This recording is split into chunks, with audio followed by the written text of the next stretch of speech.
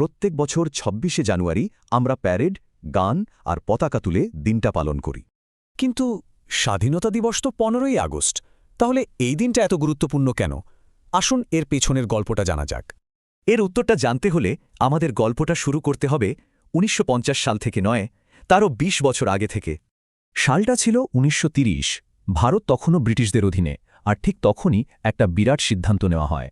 এই দিনেই ঘোষণা করা হয় পূর্ণ স্বরাজ, মানে সম্পূর্ণ স্বাধীনতার এক জোরালো দাবি। এই প্রথম সারা দেশের মানুষ একসঙ্গে নিজেদের ভাগ্য নিজেদের হাতে তুলে নেওয়ার ডাক দিল। এরপর সময়টা দ্রুত এগিয়ে গেল।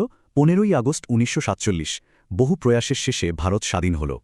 কিন্তু দেশ স্বাধীন হল, আইন কানুন কিন্তু চলছিল সেই ব্রিটিশ আমলেরই। একটা নতুন দেশের তো নিজের আইন লাগে, তাই না?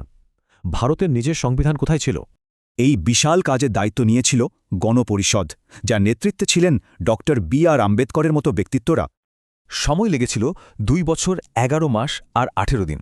ভাবা যায়? অবশেষে ২৬শে নভেম্বর ১৯৪৯-এ ভারতের সংবিধান পুরোপুরি তৈরি হয়ে গেল।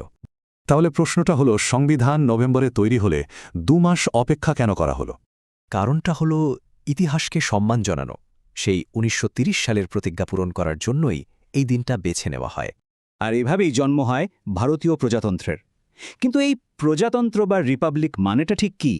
সোজা কথায়, দেশের ক্ষমতা থাকবে জনগণের হাতে, কোনো রাজা বা বিদেশি শাসকের নয়, আর সংবিধানই হবে শেষ কথা। প্রজাতন্ত্র দিবসের প্যারেড শুধু সেনার শক্তি প্রদর্শন নয়, এটা আমাদের এই মূল্যবোধেরই উৎসব। আসলে এই সংবিধানই হল আমাদের সবার মৌলিক অধিকার আর স্বাধীনতার মূল ভিত্তি। ভোট দেওয়ার অধিকার থেকে শুরু করে কথা বলার স্বাধীনতা, সবই নিশ্চিত করে এই সংবিধান। তাই ২৬শে জানুয়ারি যখন পতাকা ওঠে, সেটা আসলে সংবিধান আর জনগণের শক্তিকেই সম্মান জানানো হয়। মানে ২৬শে জানুয়ারি মানে শুধু স্বাধীনতা নয়, এর মানে হল ভারত এখন নিজের মালিক। এই প্রতিজ্ঞা পূরণের গল্পটা জানার পর প্রজাতন্ত্র দিবসের মানেটা কি একটু বদলে গেল?